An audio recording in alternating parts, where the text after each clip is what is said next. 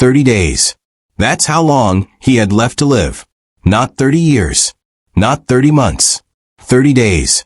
In the heart of Louisiana stands one of America's most feared prisons, Angola. And when an inmate is moved inside Angola to death row, it means one thing: there is no going back. Tonight, we follow what happens when a man is transferred to Angola's death row, just 30 days before execution. No courtroom drama. No appeals left. Just time slowly running out. Louisiana State Penitentiary, better known as Angola Prison, is not just a prison. It's a 18,000-acre fortress, once a slave plantation, now home to some of the most dangerous criminals in America. Nicknamed the Alcatraz of the South, Angola houses over 6,000 inmates, many serving life sentences. But there's one place inside Angola even inmates fear: death row. At Angola, death row isn't just a sentence. It's a waiting room for death. Inmates are locked in single-man cells, spending up to 23 hours a day alone. No contact. No freedom. No future. And once you are transferred there, the system has already decided your fate. The transfer happens quietly. No announcement. No goodbye. One morning, guards arrive at the cell. The inmate is told to pack what little he owns: letters, photos, a Bible, maybe a radio. He knows what this means. 30 days left. As he walks through Angola's long concrete corridors, other inmates fall silent. They don't stare. They don't speak.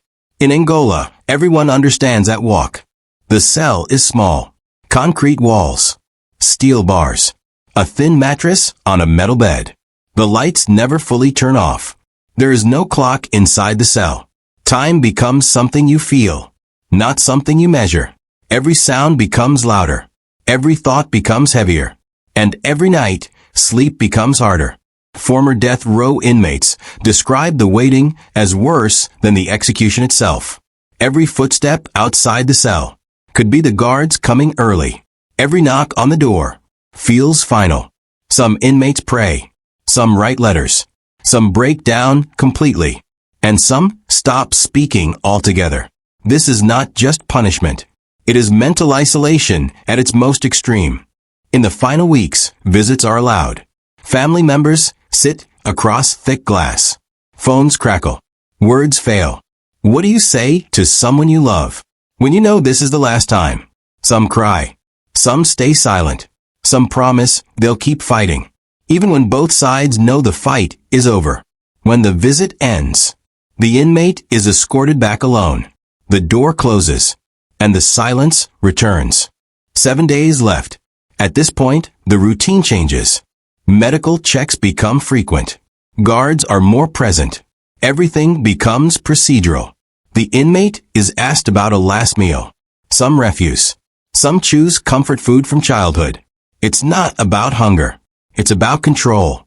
The last decision they will ever make. The final night is the longest. There is no sleep. The inmate may write final letters, say final prayers, or simply stare at the wall. Some ask for a chaplain. Some ask to be alone. At midnight, the reality becomes unavoidable. This is the last night on earth. Before dawn, the guards arrive. There is no shouting, no drama, just procedure.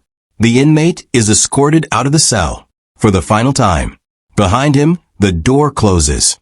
It will never open again. After the execution, Angola moves on. The cell is cleaned. The bed is reset. Another name is added to the records. And somewhere in the prison, another inmate waits, knowing one day it may be his turn. Angola prison doesn't just punish the body. It tests the limits of the human mind. And for those transferred to death row, just 30 days before execution, time becomes their final sentence. Outro, optional text on screen. Justice or cruelty? The debate continues.